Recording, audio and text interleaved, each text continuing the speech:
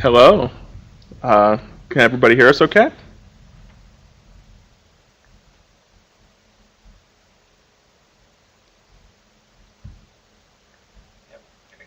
All All right. right, good. We're going to go ahead and get started. My name's Ed Smiley. I'm Compliance Manager at Security Operations and Services and Information Technology Services. And I'm Matt Socio, security analyst in SOS. I work with Ed at ITS. So we're going to talk to you today about physical security controls for the minimum security baseline. Just a little background on this presentation. We want it to be just an open discussion. We have some slides here to kind of get the discussion going, but we would love to hear your thoughts and your comments on what you think about either this Category 7, the physical security controls, minimum security baseline itself. But we want to make sure that we actually do have a conversation and a discussion. So any questions you have, feel free to shoot them out at any time. We have a moderator here for our online Connect questions. She's going to let us know when we have questions there. And then any questions, in the room, we'll be sure to pass around the mic so everybody can hear them. And one thing we want to mention here, so we do want to give a security series presentation on each section of the minimum security baseline. We're just starting here at section 7. We're kind of going out of order. This is just how it's going down. So don't worry, you didn't miss the first 6. So this is just where we're starting. So. All right. So we just want to give a little bit of background, and we're probably going to do this for every presentation, a little bit of background on data categorization and minimum security baseline because they both do go together. Data categorization, the actual policy is policy 8071, and there's actually a guideline, ADG07, that has examples of the data categorization and the 3 categories of data. The 3 categories are public, and this is basically any data that you could put out to a public website. There would be very little to no liability in case any of that data would be lost. It's actually the data we want the public to see. The next category is internal controlled. That would be the things that we would like to keep within Penn State. There might be some liability if that data is lost, but there won't be any regulatory or compliance regulation around that for notification. And then finally, restricted, which is our crown jewel data. This is the data we want to keep tight wraps on. This is data that would actually have a reporting component in case it would be lost, and these are things that you commonly think of: social security numbers, credit card numbers, things like that. That is actually in policy, so 8071, and I think a lot of people are probably familiar with that. The next part of that, which we're treating as phase 2 of the data categorization project, is the minimum security baseline, or you might hear us say MSB during this presentation. And it was formerly known as the security standards, and I'm sure a lot of you remember the wiki space from back in the day that had the data classification and security standards all as one. While the security standards have been broken out into a separate guideline called the minimum security baseline. This guideline has been reviewed by the ITLC. We did several presentations there, and they have approved it to go forward. And right now it's in the policy process to become ADG02. And currently ADG02 is a rather dated guideline called the Computer Facility Security guideline. So we're going to be updating that with the actual minimum security baseline. Wikispaces is right now is where minimum security baseline is held.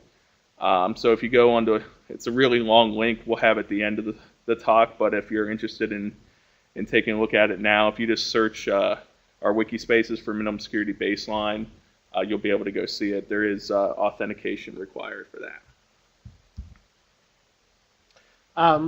So the part that we're going to cover today is section 7 about physical security. And we found, at least here at Penn State, physical security is often an afterthought, or really something we only consider when we've been burned. Um, the academic environment is by its nature open. We need lab spaces. We need students to have access to a variety of resources and people and places on campus.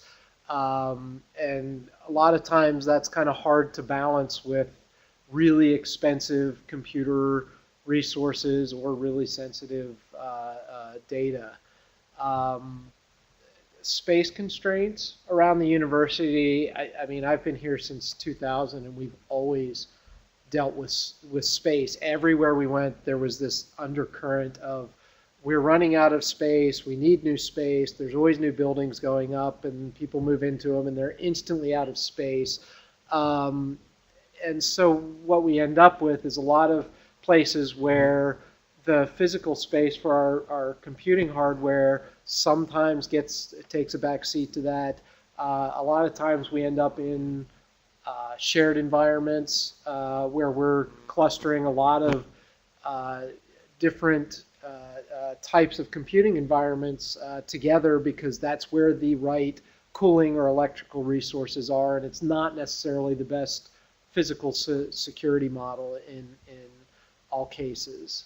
And when we think about how money flows, especially through the department level, we definitely, in the IT sense, put money towards computing power and hardware and things like that first, and a lot of times the physical security element of this is an afterthought, or it comes second in that budget cycle as well.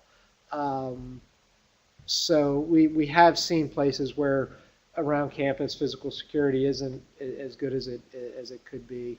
And when we start to look at what goes into physical security, a lot of it is similar to what we think about in the digital realm. When we start thinking about what we really want to accomplish in securing a computer system, can transfer really well to the physical realm as well.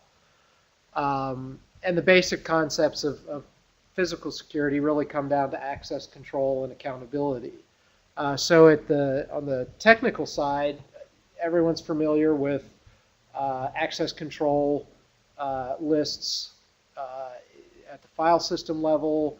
We group users that are allowed to use this lab or are allowed access to this computing resource. So we're familiar with that. At the physical level, we start thinking of locks on doors, card readers that are grouped so that only the needed access can get into server rooms, network closets. You can start to set policies similar to what you would on a computer, where you say, all right, this lab is open during these times, but then the doors are locked, with the exception of administrative staff at certain hours. And when we talk about accountability, at the sysadmin level, we think of logs. How important it is to log events when people authenticate. Depending on the system and what's going on, there's a lot of different events to log, and you can usually trace what exactly happened here when somebody hit this web server, who logged in during these times. So at the physical level, we'd like to be able to answer those questions about our critical physical IT spaces. And the tools we use for that are, again, the card readers. Cameras can help with that. And really the beauty of the card reader is that it does provide accountability. You know exactly whose card was used, at least to log in, so you can start asking questions. And there have been several places where cards and keys are issued, and if something happens, the person with the key is automatically kind of a suspect, because there's no accountability in that space, so they get pulled in. So more and more we're seeing when OPP looks at designing things that they really want the card reader there. They want people getting used to using their PSU ID card as their key around campus.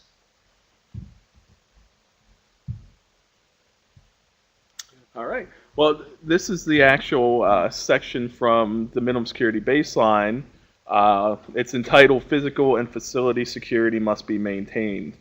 And the way the minimum security baseline is set up is that it breaks down the controls based on public data and then based on internally controlled and restricted data.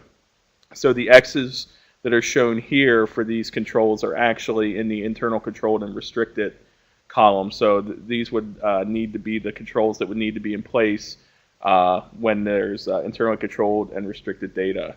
And another thing general about the minimum security baseline is that we are going to have a process for compensating controls and exceptions.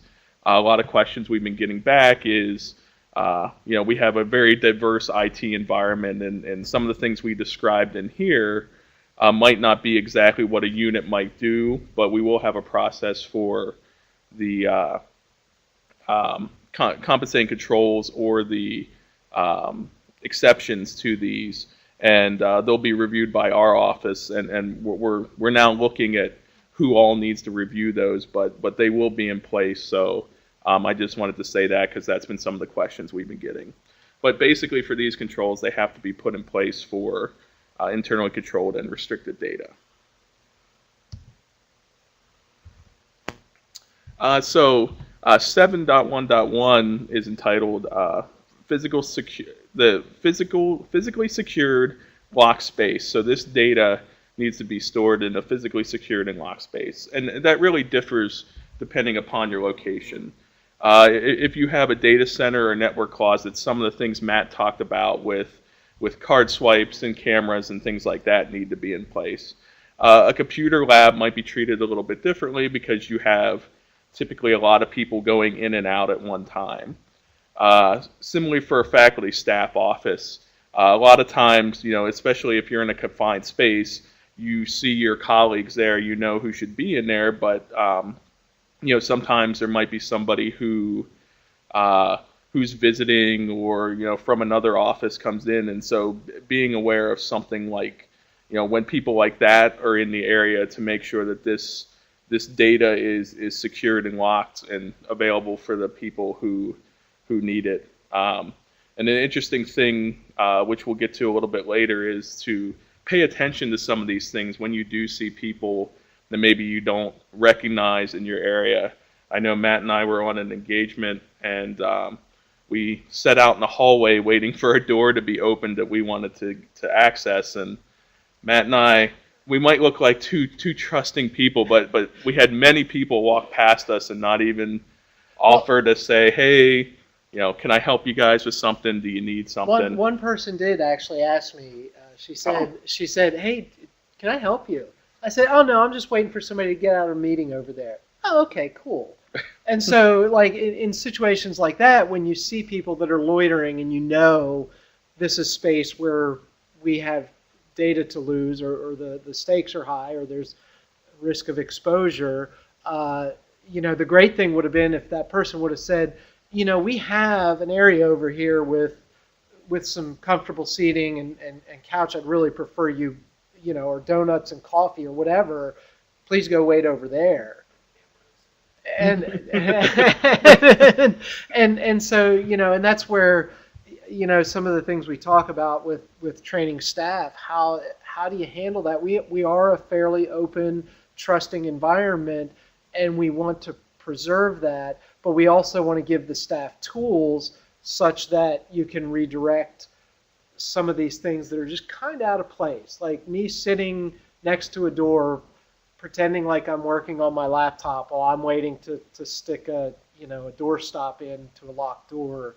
That person should have said, no more sitting next to that. You've been here for like 5 minutes. You got to go over and sit in the other place. And if I were not to comply with that, I'd have absolutely no problem with that person calling the police and having them come ask the questions. So it's, yeah, it is tough to get those expectations about how to deal with these physical things right, because we are a trusting. Yeah. Another thing to keep in mind too is physical file storage, and some of the things we've seen in the past where you might have a common area where a lot of people go in and out. We've actually seen them in advising areas, computer lab areas, where they actually have physical filing cabinets full of papers that have restricted data on them.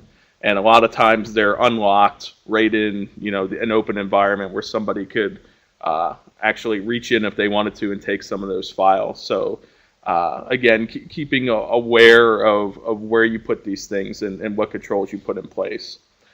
And then another spot is like infrastructure place mechanical closets.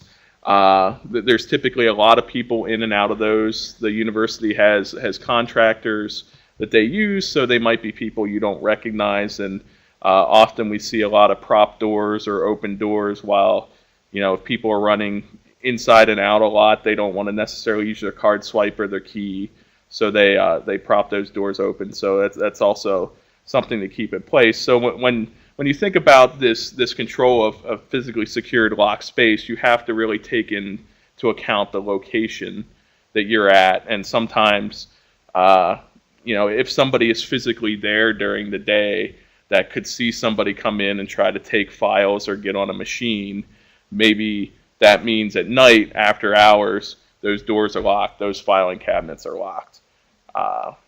And same with when you think of the infrastructure space and mechanical closets, that you definitely want somebody to be there, and when they see things like prop doors, to be able to make sure that the people that are in there are supposed to be in there.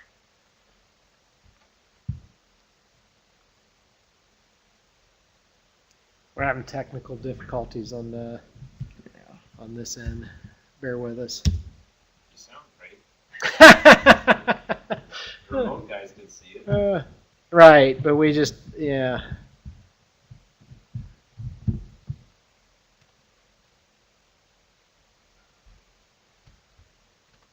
Getting warmer.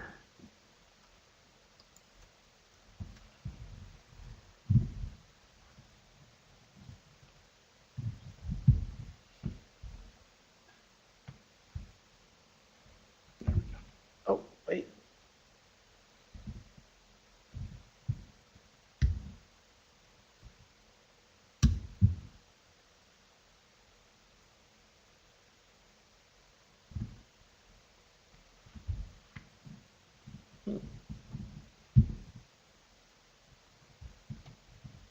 You want to go ahead and talk about this?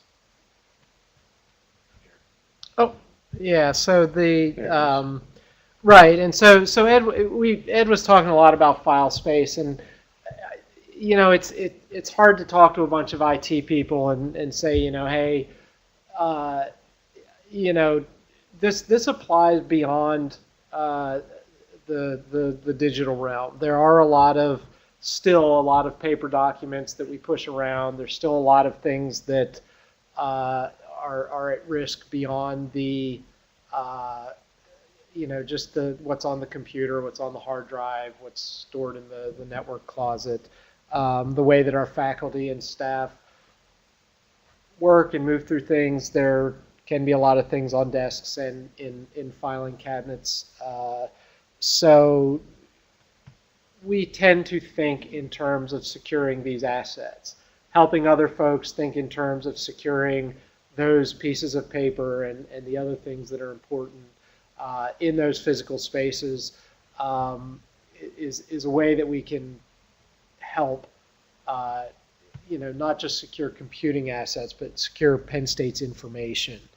And so getting in the habit of locking cabinets, I can't tell you how many places I've worked where we were given file cabinets and there were no keys. We just got it from salvage. Here, put your stuff in there and just lock your door. But even locking cabinets help. The Blue Bag program, I don't know how many people are aware of that, but we do have a shredding program. Well, they'll give you blue bags. You put your stuff that you're disposing of. So if you're what's 80-35, if you're actually keeping up with the records policy and it's time to dump these records and they're on paper, there's a blue bag program. Is it OPP that comes around and picks it up? So OPP picks it up. It gets shredded, properly. And then, this isn't so much a policy, but keeping a neat desk is probably a good idea. There are, I forget who I was talking to, but there was a defense contractor. They were doing some work, and they had a rented office space, and they were very clear that, hey, at the end of the day, you clean your desk up, you lock everything up, and then the cleaning crew comes through. The cleaning crew cannot be exposed to what we're working on, so there were times where they would audit that and see that people did not clean up their desks and do this stuff, and that's obviously a very different environment.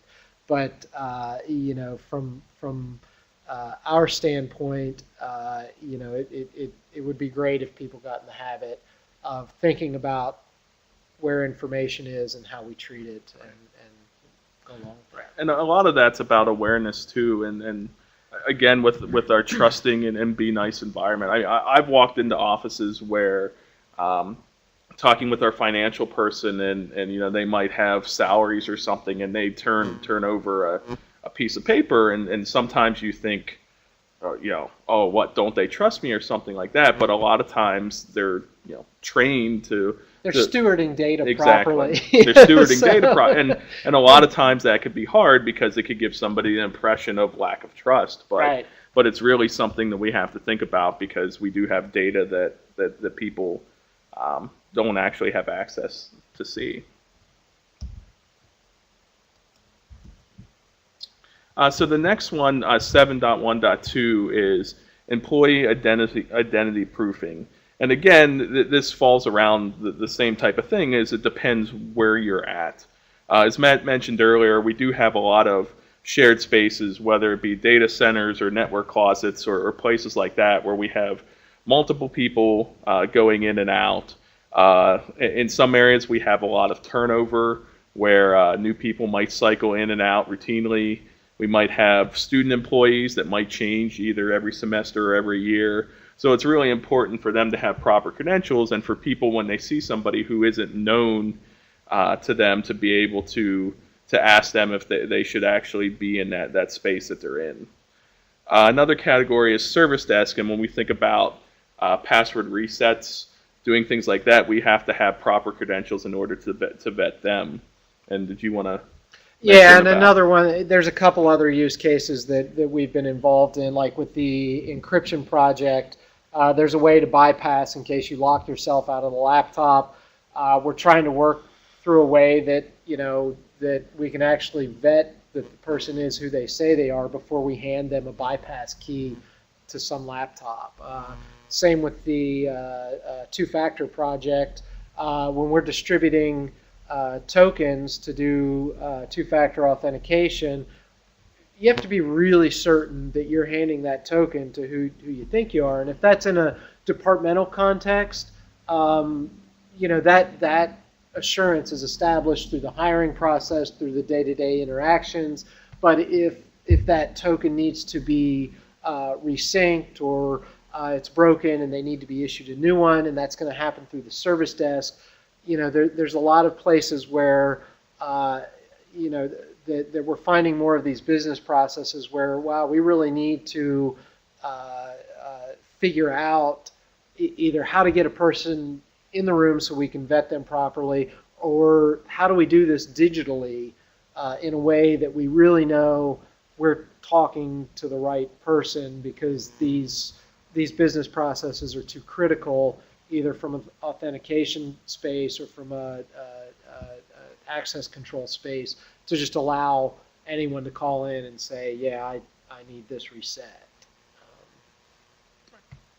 And on other spaces where credentials are needed, there might be regulatory requirements. We know for the PCI DSS, which is what we use for purchasing cards, like credit cards, that there is a requirement that any visitors that are on site, that they should actually be badged with a visitor tag and sign in and out. So depending on what type of regulatory environment you're in, you might have a requirement to have credentials be displayed on people that are within your office. And then finally, as we said earlier, Penn State does a lot of contractor work, and depending upon the environment you're in, you might see people you don't recognize within your area. So having these credentials either shown or having them on person, that if somebody asks, if they're supposed to be in the area, that they can provide those. Yeah, and don't be afraid to ask for those if you see somebody who's wandering around. Right. And really, a lot of us are trying to move towards the PSU ID for access rather than keys. And as Matt said earlier, that if you give out 30 keys to an area and something does happen, then if you don't have other controls in place, the police might have to be investigating 30 people to figure out what happens. So having a PSU ID and being able to swipe and have another level of assurance is a really good idea. So 713 is surveillance cameras will be used and results will be routinely reviewed. If anybody isn't aware, there's actually a policy on electronic security and access systems. It's 8065, and that's run by the ACES group, which is the physical security group here at Penn State. That defines categories depending on what type of facility that you're in. So if you go ahead and take a look at that policy, there's all kinds of things about requirements for cameras and where they need to be placed. Another thing to think about is effective camera placement and use. A lot of times, depending on where you put a cameras, I know we've been on engagements where we've realized camera placement hasn't been really good. There's been ways we've been able to get around the cameras. There's been ways we've been able to block cameras before they actually are able to see us. So effective camera placement is really important, because you might go the lengths of putting this great tool to be able to see if something happens, but actually not get the results that you wanted because the cameras weren't properly placed. Another thing to think about is storage requirements, and as you start talking about capturing video, you might think of the storage needs going up and up, and the camera technology now has gotten really good, where you actually can set motion sensing on cameras. So if you have it in a data center, that it's not there just blindly recording nothing if nobody's going through there. You could actually have it set on motion, or if the door activate when you swipe at the door, or when certain things happen, they start to kick on. Right. There's a lot of these cameras are now programmable, where you can draw a line and say, when something crosses this line, alert. And so this idea of routine review, or somebody sitting in front of there is getting antiquated. So there is technology that really helps with that. And really in this space, if this is something you guys were thinking about, I would tell you almost go to ACES and OPP first. Don't necessarily. Shannon? Oh. So Shannon's asking if 8065 has been updated recently. It's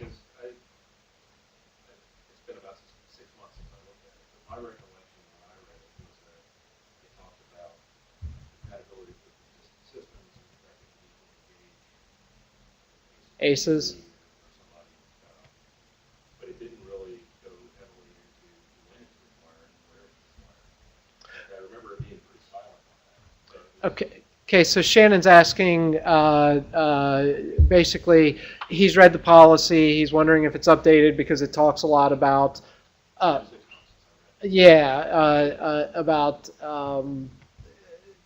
it being compatible with certain systems and what to do with that, but not when and where to deploy video surveillance. Does that sum it up right? So They do Do you have. know?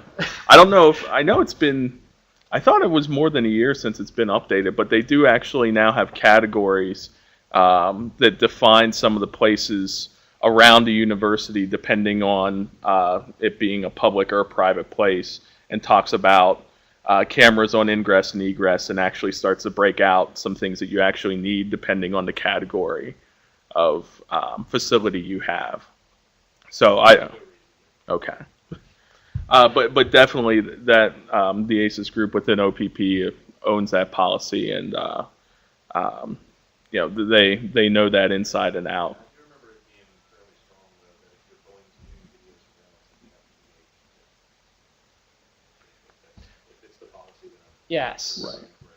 Yeah, and it does make a lot of and so Shannon's making the point that that policy requires engagement with the ACES group in OPP to maintain compatibility, and in all honesty, I don't know how you do this on your own effectively, separate of what OPP is doing. They're looking at that Secure system has not been easy sailing, but there are a lot of good features there. I wish Bob O'Connor would have showed up today.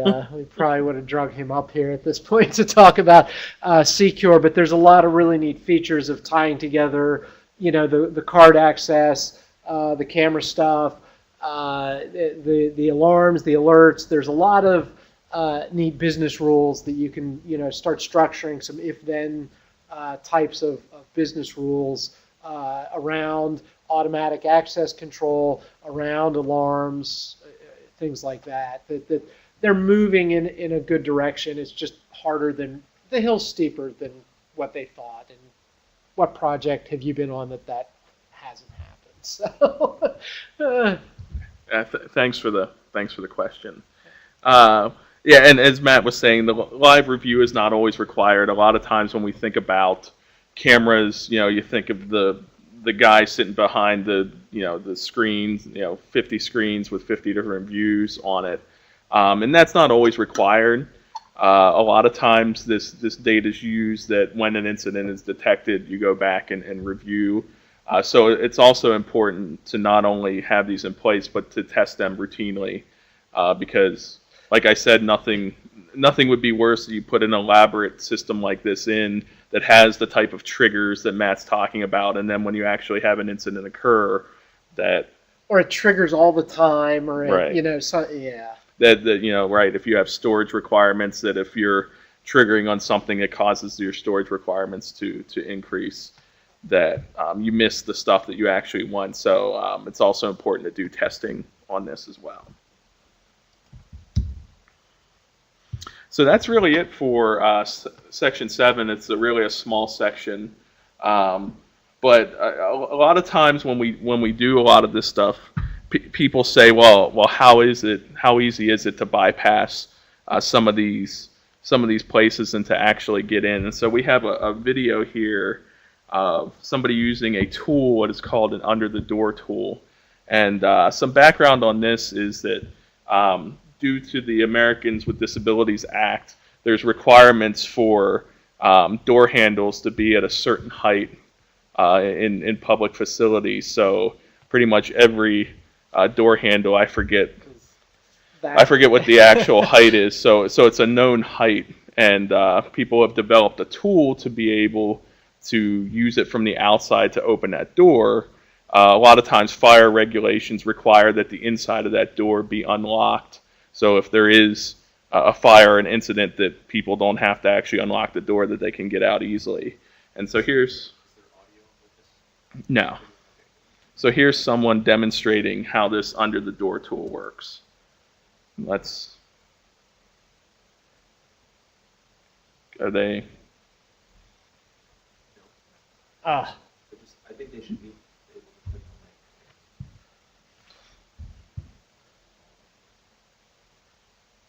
So in case they can't... What I'm going to do is I'm going to paste the link and send it to them. All right. So basically what's happening there is there's a long metal rod with, like, basically think of some piano wire on the end of it, and there's a curve at the bottom.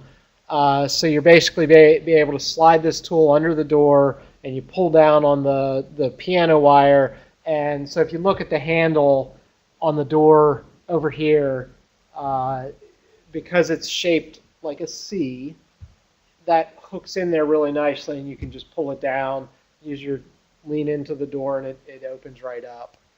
I'll just play it again.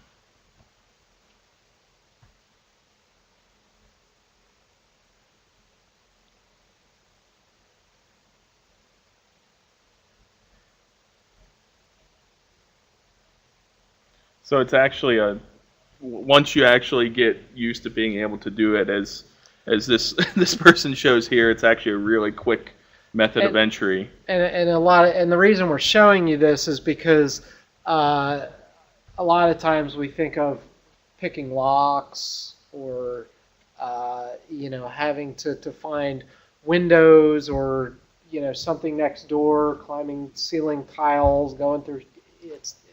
You're really overthinking it. That there's a lot of different ways to figure out how to get in. There's people smarter than us thinking about ways to get through there. So much like in the technical realm where we talk about layered security and thinking through some thought exercises of where pivot points might be, it's the same for physical security.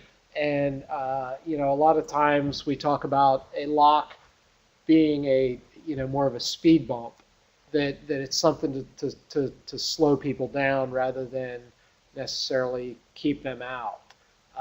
So even if you do have those doors locked, if you have critical resources around, this is where cameras and card readers really start to become important, because you can't absolutely trust that door is locked.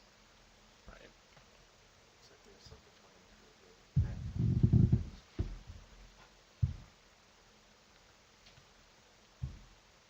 Are there any questions?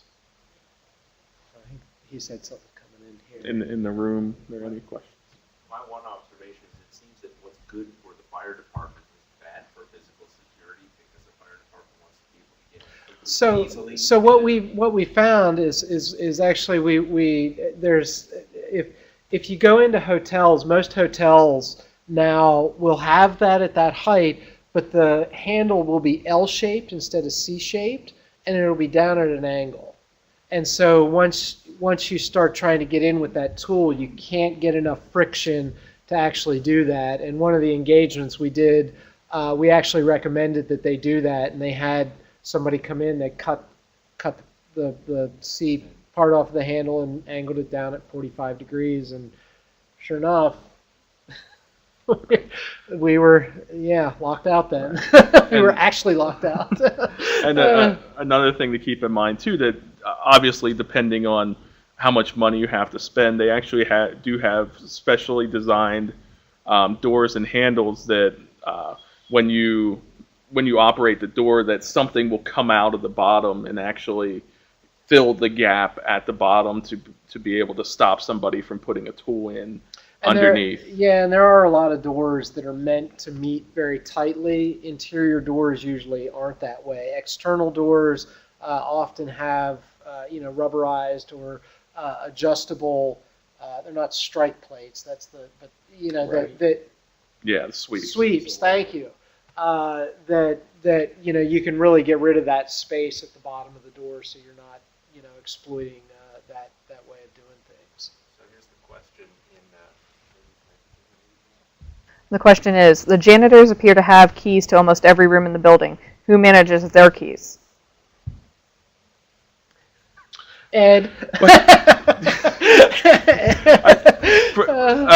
From the experience I had, I think it really varies based upon building. I know that some it has been at the department level, some it has been at the college level.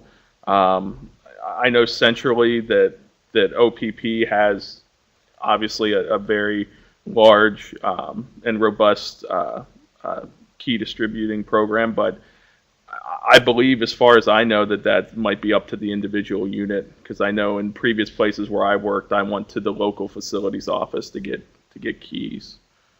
But that's a good question, and we could try to find the definite answer to. Yeah, and that's and again, that's another place where we're very trusting. It'd be pretty hard to figure out if you had a janitor that was skimming stuff. And I mean, I know a couple of the jobs I've had on campus. I've had C keys, F keys, where I could get into the building after hours. I could get into almost any office because that's what was expected for the level of service that we agreed on. But that also meant that I had a high degree of responsibility and trust placed in me. And, of course, I like my paycheck, so I don't really mess around with that. So, I guess the interesting thing about the janitor question isn't so much how the keys are managed, but how the accountability and the responsibility of having that key is checked. Because I mean, really, trust but verify is a good way to go in this space. We need to trust people in order to get jobs done, in order to have services delivered. But at the same time, rogue employees are, they're a huge risk. It's almost a human resources issue at that point. It's a hiring. True, it is a hiring and human resource issue, and I don't know what the technical services. I don't know how that all works with the vetting and the Right. So that's a very interesting question. So we just have a slide here on some services offered. As we mentioned, the ACES group out of OPP does do security assessments and provides physical security solutions. So as we mentioned in the policy 8065, if you talk to them about getting solutions for your environment, they'll definitely be able to help you out. Yeah, and I mean, it goes beyond the card swipes and the cameras. They will do a decent physical security assessment and talk about, do you need something on the windows here? Do you need, and they'll look at your environment pretty holistically from a physical security standpoint and help you with the technical aspects where it's appropriate. Right. They're a good group. Yes. Our office, ITS-SOS, we provide physical penetration testing. So we have done previous engagements where we will assess an area before they engage with the ACES group. We'll document some issues and then come back at a later time after there has been some improvements by that group. So we do offer that service as necessary. And then we also have guidance with 8071 and MSB, so if you have specific questions on any part of those, we can help you out with that. And finally, ITS data centers can provide secure facilities. If you're looking, if you have a specific set of data that's highly restricted that you might want to get away from a shared network closet or shared data center. In your shop, wherever right. You're doing the idea with your crew, get that out of there. Right, and so they have space. They have data center colo facility. So and they're developing that SOC, the Security Operations Center. So there's actually going to be somebody on site all the time at the data center. Do they have that deployed yet? I forget. I wish Bob was here, man. But yeah, they're working towards actually having a person on site to do the proofing, the vetting when people come in to access the colo. The colo is now physically separated from the sort of the infrastructure services. So the data centers are shaping up very nicely in the computer building and in Shields. They're doing some renovations and stuff to Shields to really help, with the security around that data center too. And then resources, lots of links to policies and the teams that we mentioned.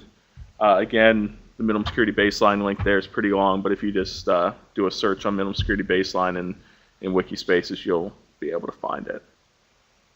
And with that, yeah, we didn't do a final slide. We didn't do a final slide. So we'll let you with resources and any questions or discussion items. We have about 15 minutes if anybody has any horror stories or questions they want to tell about physical security, or we're open to hear them.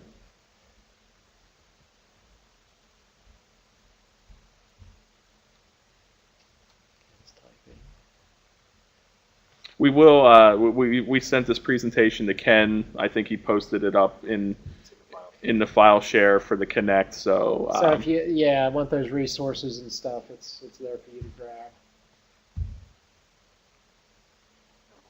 Okay. Well, if we don't have any questions, we'll end there. And we thank you for your time. And like Matt said, we'll be doing a bunch of these covering the minimum security baseline over the next 10 months or so. So be sure to come back for a different category each month. Thank you. Thanks.